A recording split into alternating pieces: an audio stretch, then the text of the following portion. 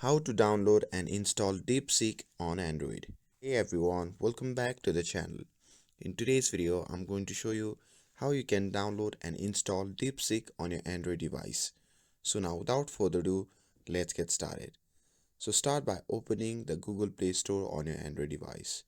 And after that, simply tap on the search icon shown in the bottom right corner of the screen. Now on the search bar, simply type DeepSeek and after that search for it. Now you should see the app appearing in the search result with its official logo. Simply tap on it and you'll be taken to its description page. Here you can see the app's feature, ratings, screenshots, and to download it you can simply tap on install button and wait for the download to complete. This may take few seconds depending on your internet speed.